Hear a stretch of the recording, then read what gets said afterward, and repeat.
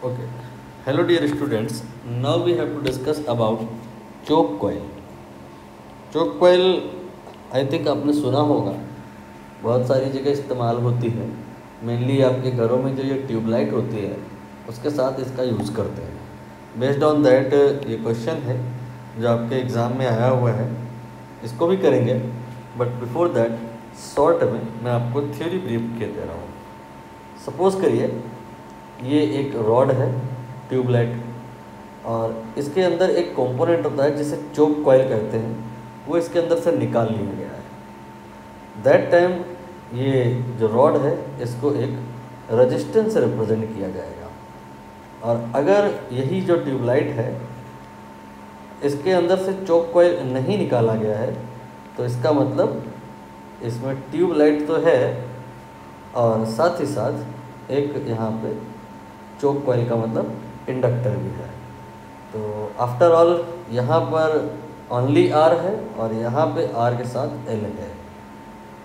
चोक coil इसका मतलब implement करने का मतलब रेजिस्टेंस के साथ इंडक्टर को ऐड करना है। इससे क्या फ़र्क पड़ जाएगा ये हमें देखना है।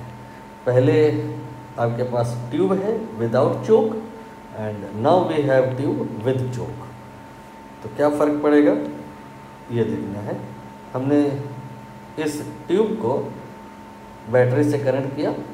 बैटरी कहना तो कम सही रहेगा, पावर सोर्स मान लो, अल्टरनेटिंग पावर सोर्स के थ्रू आपने कनेक्ट किया। ये है V।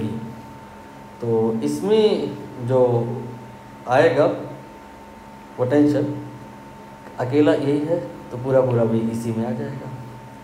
लेकिन अगर हम यहाँ पर विद चोक जहाँ पर बात हो रही है लगा दें एक पावर सोर्स, तो बताइए टोटल इन दोनों को मिला करके अगर बात करें तो ये V आएगा। लेकिन उस V का कितना पार्ट इसमें आएगा और कितना पार्ट इसमें आएगा ये हमें अब यहाँ पे पता लगाना है। तो I जो होता है वो पहले निकाला जाएगा।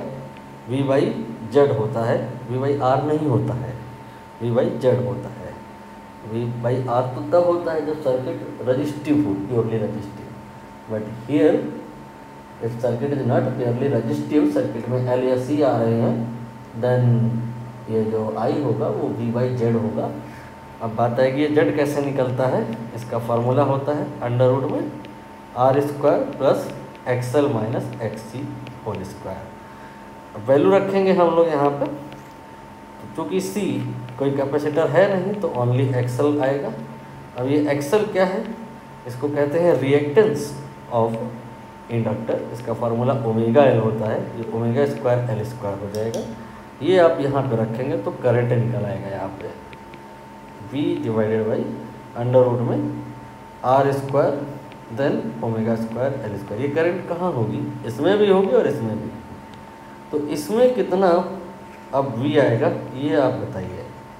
रेजिस्टेंस के क्रॉस V निकालने के लिए तो ऑल टाइम फार्मूला V/IR ही होता है ना, तो रख दें I की वैल्यू, तो ये आ जाएगा VR डिवाइडेड बाई इसके बाद में R² plus ω²L²। Have you noticed something, ये एक्स्ट्रा फैक्टर आ गया है। किस वजह से आया, इस इंडक्टर को लगाने की वजह से आया। पहले देखिए इंडक्टर नहीं लगाए थे तो across the tube, across the resistance जो वोल्टेज आया था वो V था, और ट्यूब लगाने के बाद जो V आया वो एक एक्स्ट्रा फैक्टर के साथ में आया जो कि 1 से कम ही होगा, दिख ही रहा है। ड्यू टू दिस फैक्टर ये जो वोल्टेज है वो रिड्यूस हो गया है बाय दिस फैक्टर। क्या इससे कोई फ़ायदा मिलेगा? फ़ायदा मिलेगा, क्योंकि अगर आपने ये नहीं लगाया तो वोल्टेज रिडक्शन नहीं होगा, तो ट्यूब आपकी डैमेज हो सकती है। हाई वोल्टेज पे चलने के लिए मान लो ट्यूब ना बनी हुई, तो ट्यूब की सेफ्टी इसी में है कि आप चोक कॉइल लगा के चलें ताकि इस वोल्टेज का कुछ पार्ट रिड्यूस हो जाए, या यू कैन से यहाँ पे आ जाए बाकी इसमें आ जाए। तो अब आपके मन में एक सवाल और आ सकता है या आना चाहिए कि इंडक्टर लगा करके हम क्या कर लिए, एक और दूसरा रेजिस्टेंस लगा देते R', तो भी तो हमारा पर्पस और हो जाना चाहिए कि इस टोटल V का कुछ पार्ट उस R' में आ जाता, तो इस R में कम हो जाता और हमारी डिवाइस या ट्यूब सेफ हो जाती। तो आरडेस नहीं लगा रहे हैं ये लोग मार्केट में, तो ट्यूब के साथ या ट्यूबलाइट के साथ चोक कॉइल होती है, आरडेस नहीं होता है। क्यों? दरअसल हमें एनर्जी को भी तो ध्यान में रखना है, बिजली का बिल कहीं इतना ज़्यादा ना आए कि हम दे ना पाएँ। आरडेस लगाओगे तो वो क्या है, एनर्जी को डेसिपिएट करता है हीट की फॉर्म में, फोकट में वो एनर्जी बेकार होती चली जाएगी। जबकि एल क्या है, ये एनर्जी को स्टोर करता है, डेसिपिएट नहीं करता है। तो स्टोर करता है, तो जब ज़रूरत होगी हमारे काम में आ जाएगी। काम में कैसे आती है ये? काम में ऐसे आती है, आपने देखा होगा कभी लाइट अगर चली जाए तो ये जो ट्यूब लाइट होती है ये बंद वैसे नहीं होती जैसे बल्ब होता है कि एकदम से हो जाए, धीरे धीरे करके होता है, क्योंकि उसमें जो चोक लगी है वो एनर्जी स्टोर किए रखी है, और जब ज़रूरत पड़ती है बिजली जाने के बाद तो वो दे देती है। तो वो जो एनर्जी होती है उससे आपकी ट्यूबलाइट थोड़ा 1-2 सेकंड के लिए और जल लेती है, फिर वो जाके बंद हो जाती है। तो मतलब चोक के बहुत सारे फ़ायदे हैं। एक तो यही कि आपकी डिवाइस की सेफ्टी हो जा रही है, दूसरा ये भी कि चीज़ों को एकदम से ऑन ऑफ होने नहीं देगी वो, क्योंकि ऑन ऑफ अगर एकदम से हो गई तो फिर बेकार हो जाएगा मामला। तो ये असर्शन रीजन में अब आप रीड करें, जो हमने बताया है वही है यहाँ कि नहीं। Choke coil simply a coil having large inductance but small resistance.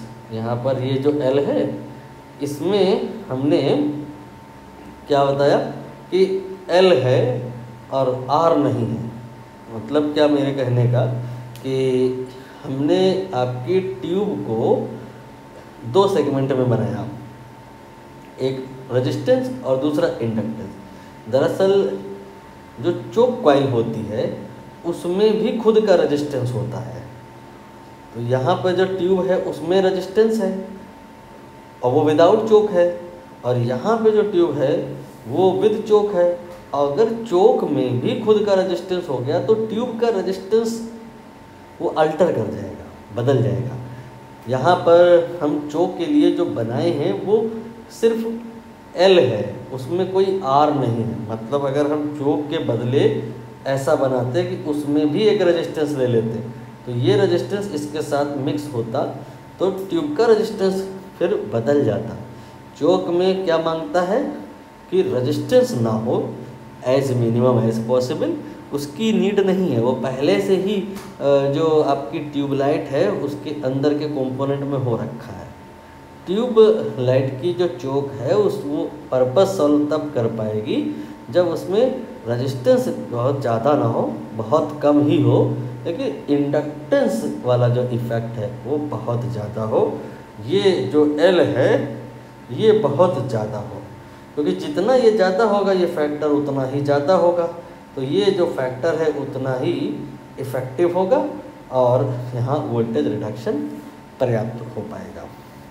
ठीक है, तो ये स्मॉल रेजिस्टेंस वाली बात भी क्लियर हो गई। इसके बाद में कह रहे हैं if household electric supply directly connected to mercury tube then whole of this voltage will come I think across tube and voltage reduction हो नहीं पाएगा। चौक में जरा सा भी तो फिर ये फ्यूज़ हो जाएगी, ये डैमेज हो जाएगी। असर्शन सही है। रीज़न में देखिए क्या ये फैक्टर वगैरह वही सब बता रहे हैं, तो बिल्कुल सेम टू सेम जो मैंने बताया वही लिखा है, ये भी सही है वो भी सही है और एक्सप्लेनेशन भी है। सो तीसरे ऑप्शन को यहाँ पर आप टिक करेंगे।